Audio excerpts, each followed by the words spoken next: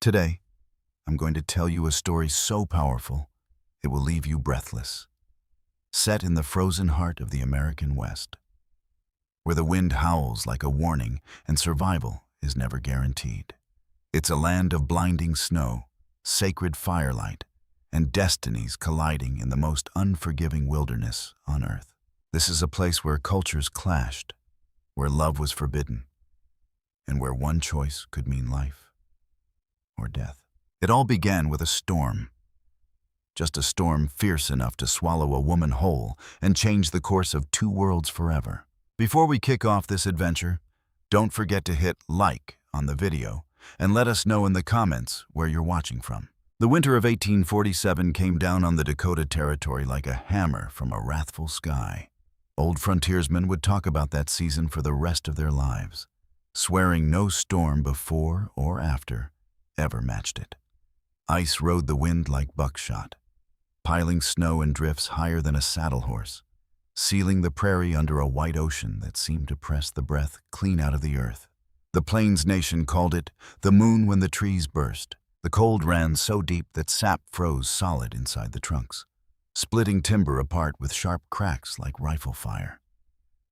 Those reports rolled across the empty plains day and night, echoing like ghost shots in a world stripped of color.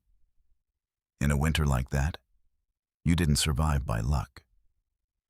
You survived minute by minute, lungful by frozen lungful. Those who failed to find cover simply disappeared, sealed in ice until the spring thaw laid them bare, like secrets the land had hidden. Cora Whitland had no rightful place in such a wilderness at such a time. And she knew it with the terrible clarity that comes when death is no longer a story, but a shadow breathing down your neck. She was 24, a schoolteacher out of Pennsylvania, traveling west with a Mission Caravan driven by scripture and hope. She had dreamed of bringing learning to the frontier. Imagined schoolhouses rising out of tall grass. Now those dreams felt childish, like stories about castles and princes told beside a hearth. The journey had gone wrong from the start. Fever, desertion, bitter arguments. And then the blizzard came and tore their party apart across 50 miles of open, merciless land. Her horse had thrown her hard into the snow and bolted, vanishing into the storm. One moment she rode among others. The next she was swallowed by white silence. No trail, no compass, no mercy. She walked until her legs buckled, crawled until her fingers bled through frozen gloves. Finally she lay still, waiting for the end, her body so cold it no longer trembled. Somewhere deep inside she knew that was the worst sign of all. Snow drifted over her in a soft, quiet shroud. Strangely, it felt gentle. She thought how peculiar it was that dying could feel like surrender instead of violence, like easing into something vast and almost beautiful. She closed her eyes and pictured Eleanor Fenrick's kitchen. Warm bread in the oven, the steady laughter of Reverend Silas Dallow drifting from the next room. Her thoughts loosened, slipping from her body like a leaf breaking free in autumn. Then hands, strong, calloused, burning with life, gripped her arms and pulled her back from the dark. She felt herself lifted, carried. Voices murmured in a language that rolled like water over stone, unfamiliar yet steadying. Heat came next. First faint, then fierce. After such cold warmth hurt like knives, like 1,000 needles stabbing frozen flesh back to life. She tried to cry out, but only managed a hoarse whisper swallowed by the crackle of fire, low voices, and the wind-battering walls that were solid and real. When she opened her eyes, she was inside a lodge. Firelight glowed amber at its center, smoke curling upward. The walls were painted with sweeping figures, horses, hunters, constellations. She lay wrapped in thick furs, floating in their softness.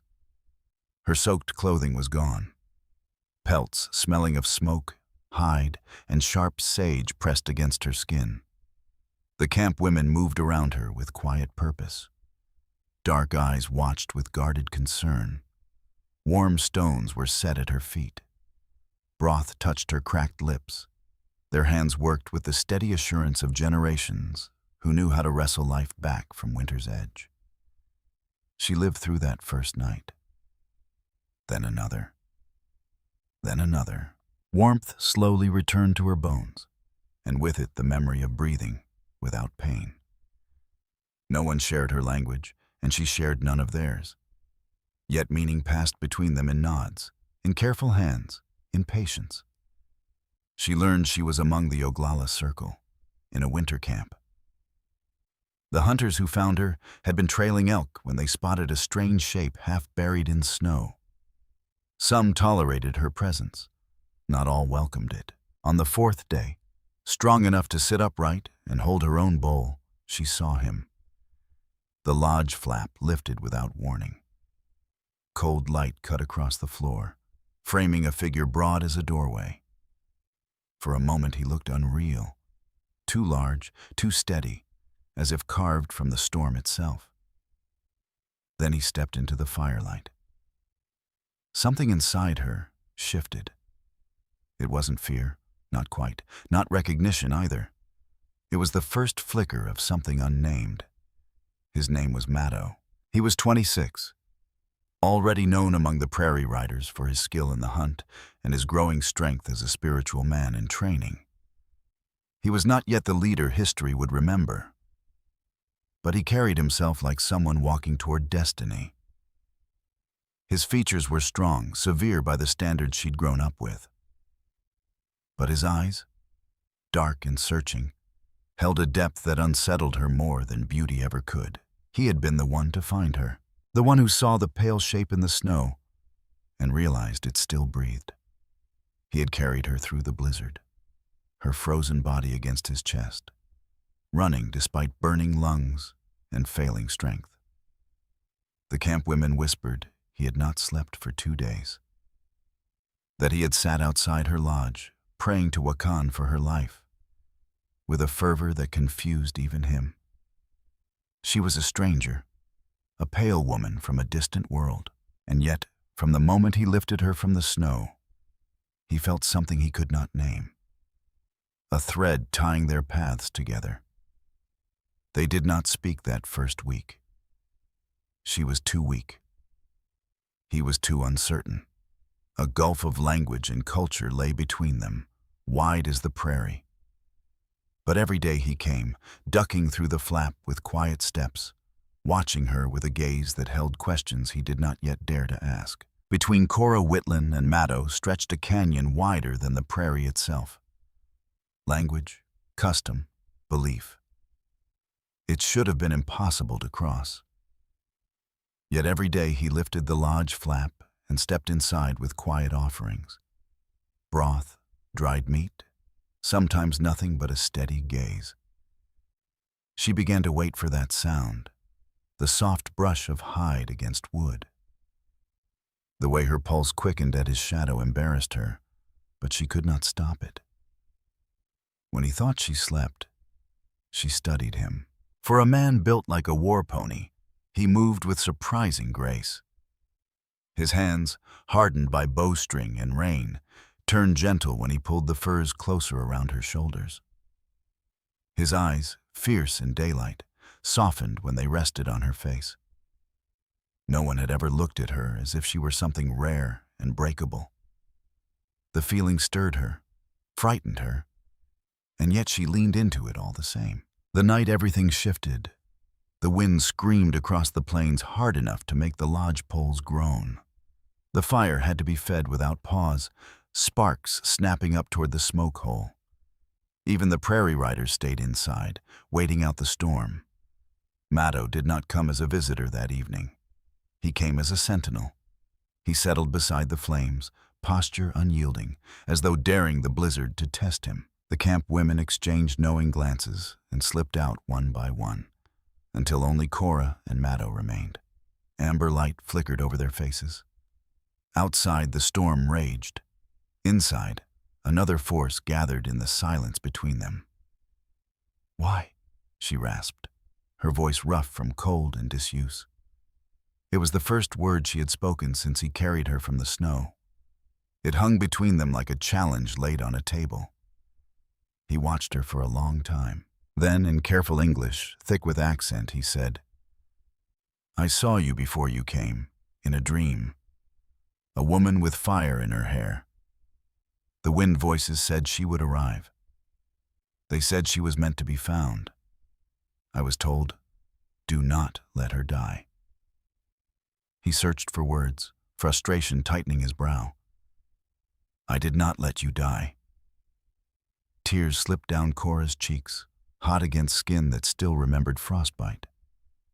She had grown up hearing that the Plains Nation were wild, godless, lesser.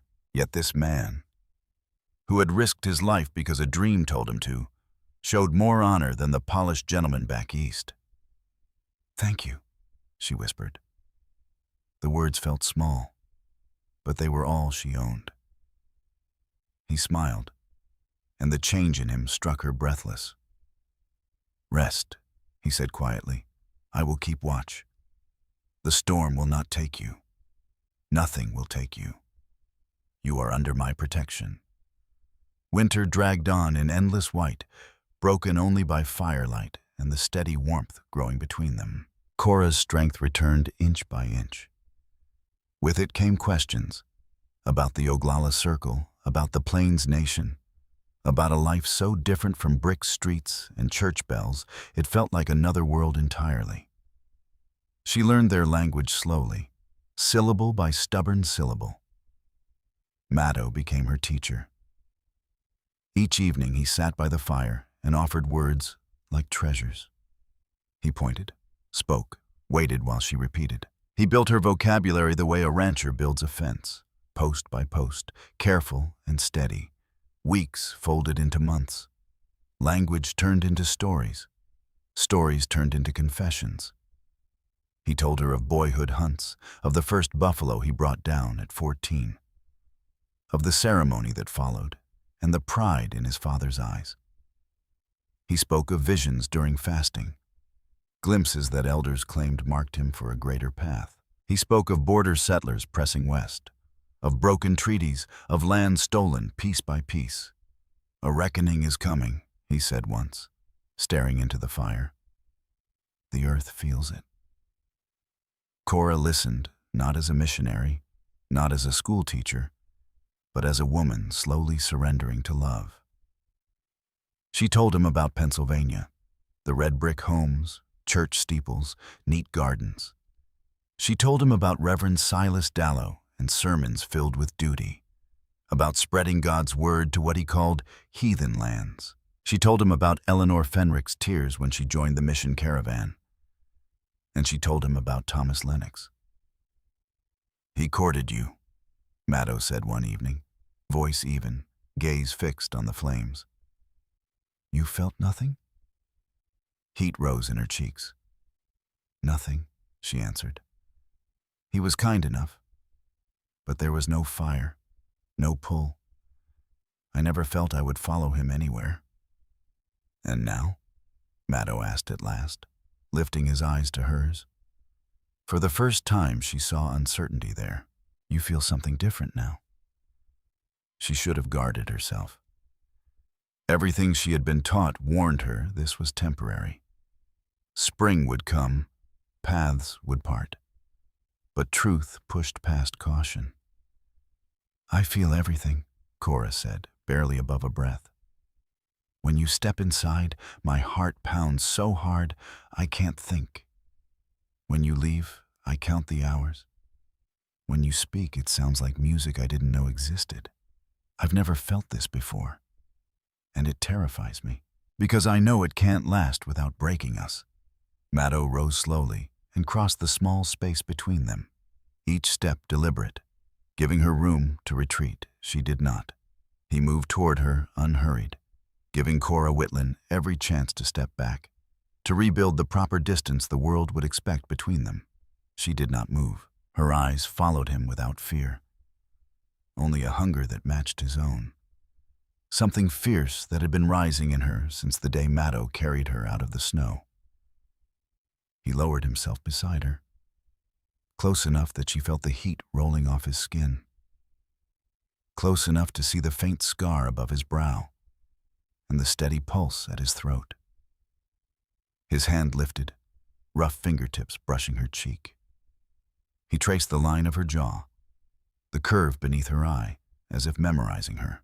It was the first time he had touched her since saving her life, and the contact struck through her like lightning. "In my visions," Mato said quietly, voice deep and unsteady, "I see you beside me. Not only now, in war, in peace, when we are young, when we are old. The wind voices showed me.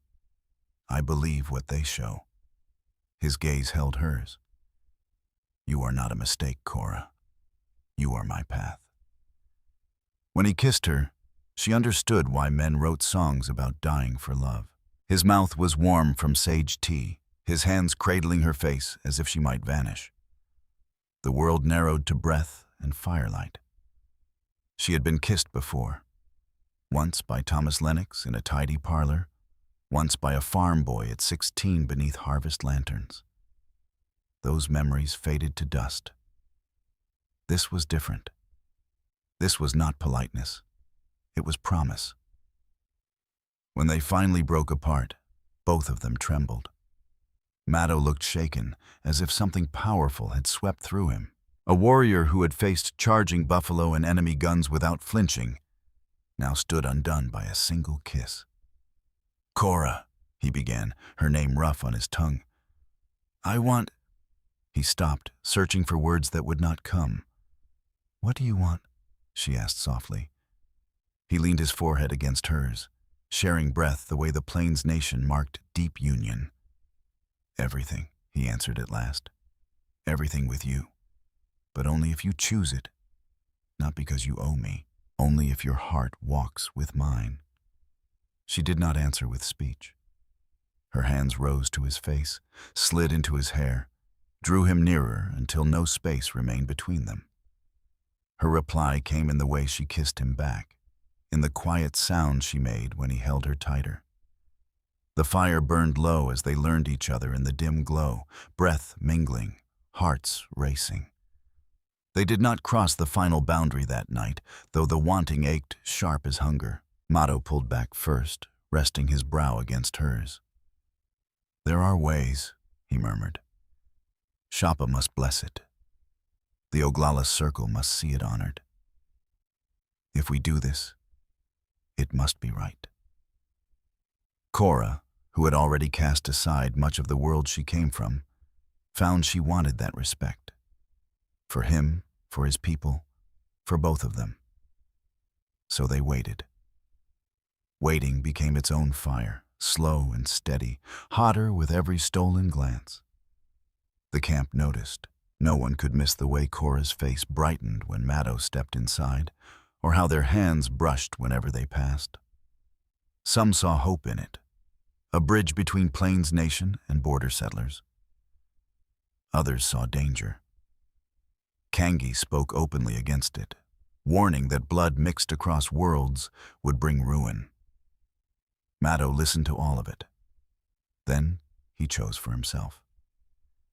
They were married on the first true morning of spring. Snow melted into shining rivulets, and faint green pushed through the prairie's white shroud. Cora wore white buckskin sewn by the camp women, beadwork telling the story of her rescue. Mato stood in full regalia, feathers and paint marking his place among the Prairie Riders.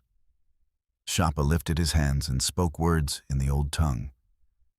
Blessings, Cora now understood.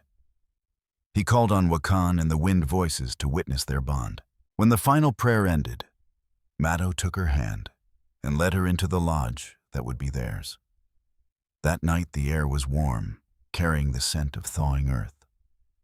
Cora stood in the center of their home, heart pounding hard enough she feared he could hear it. Mato closed the flap, shutting out the world. She slipped beneath the furs, her dress folded aside. Firelight danced across his skin as he removed his regalia with careful hands. Scars mapped his body, stories of hunts and battles she longed to learn. "Closer," he whispered as he lay beside her, drawing her in. "I need you closer."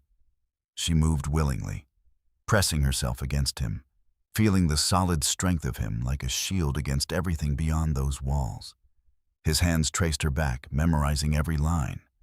Her fingers followed the planes of his chest, the hard ridges earned through years of survival.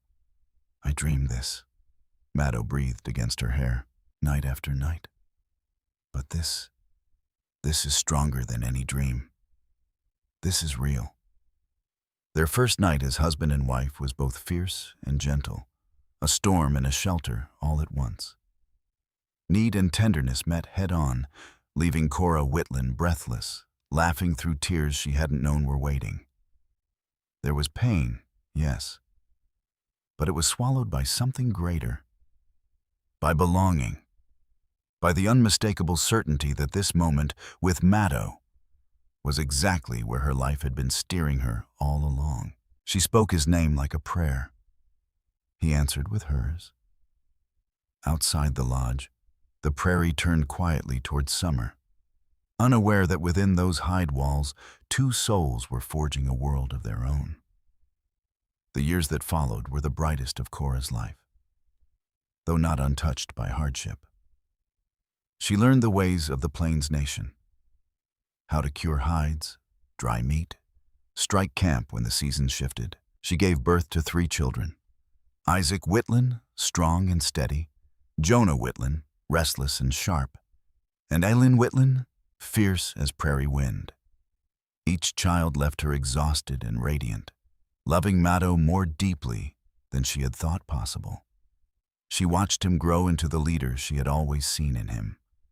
Mato's wisdom, his calm in danger, his vision during times of doubt earned him respect not only within the Oglala Circle, but across the wider Plains Nation. And at the same time, she watched the world she once called home close in. Border settlers pushing west, federal troops building forts, sickness spreading faster than any rider. Cora became a bridge where she could.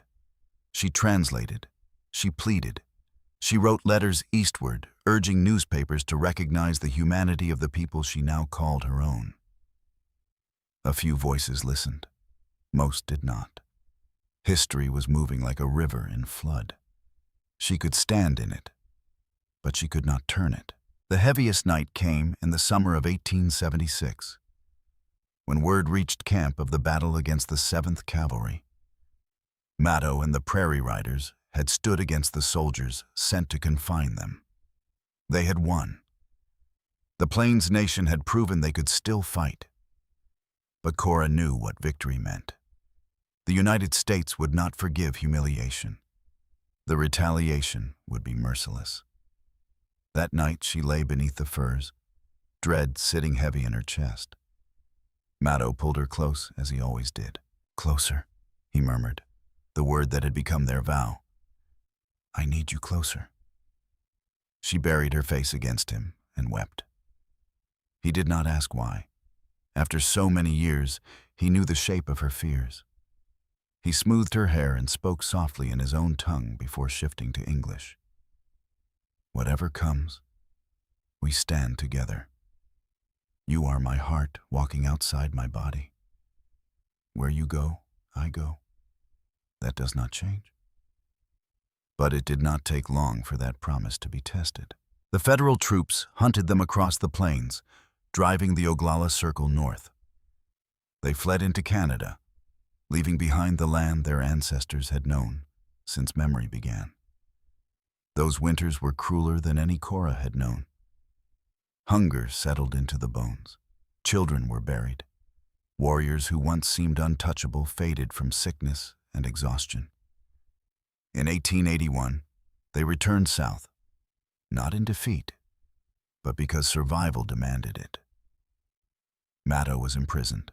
For the first time in their marriage, Cora was torn from him and sent to a government school under the supervision of Mr. Corliss, who meant to strip away her life among the Plains Nation and restore her to what he called civilized womanhood. She endured 6 months. Then she escaped. She crossed a land now scarred by fences and rail lines, no longer wild but divided and claimed. She found Mato at the rock agency. He had gray at his temples and new lines etched by struggle, yet his eyes burned just the same. She ran to him across the dust.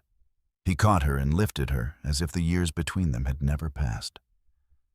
"Closer," she breathed against his ear. He laughed low. "Always closer.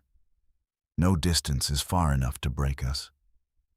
Their final years were quieter, spent in a small cabin granted on the reservation. Isaac, Jonah, and Elin were grown, scattered across the changing West, carrying blood from 2 worlds into an uncertain future. Mato never stopped speaking for his people. He traveled with Wyatt Harlow's Wild West show, not for spectacle, but to earn wages for hungry families back home. Cora stood beside him in every season, the pale woman once pulled from a snowbank now spoken of with reverence among the Plains Nation. The night before his death, when tension with the agency guard hung thick in the air, Mato lifted the furs and looked at her with a gaze heavy with foreknowledge. "Something is coming," he said quietly. "The wind voices are restless. The air has changed."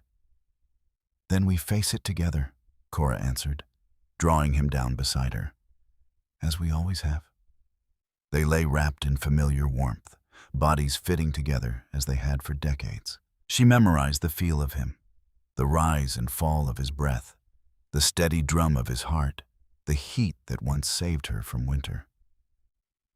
"Closer," he whispered again, arms strong despite the years. His hands still remembered her shape as if no time had passed, strong, certain, unshaken by age. "I need you closer." Cora Whitland gave him everything he asked for.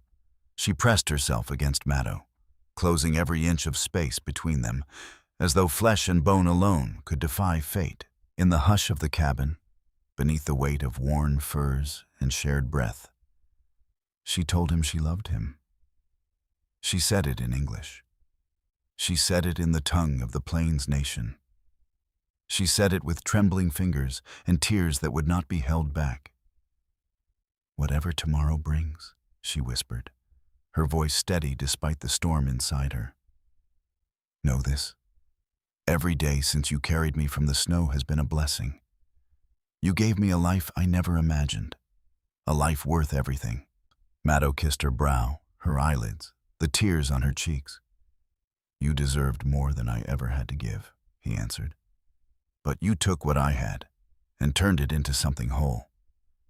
That is your strength, Cora. You mend what is broken."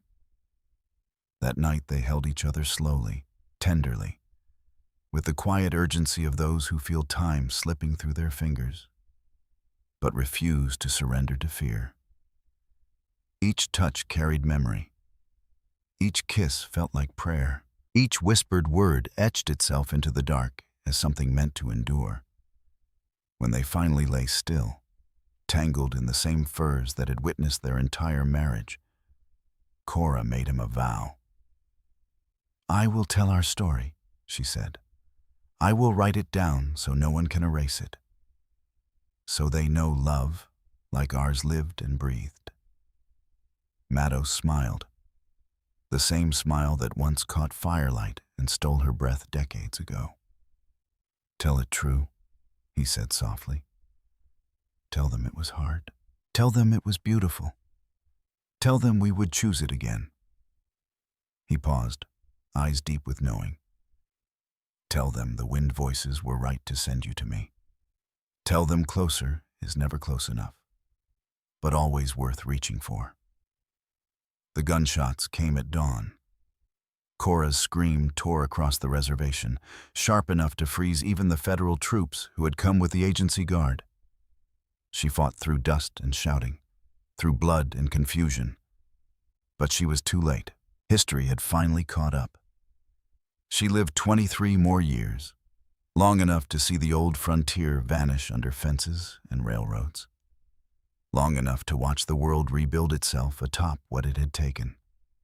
she kept her promise. Notebook after notebook filled with memories of Mato, of winter and firelight, of battles and births and love that never dimmed.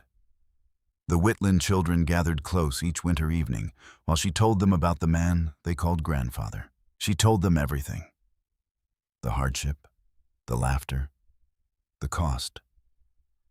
Because Mato had asked for truth, and she had never broken a promise to him.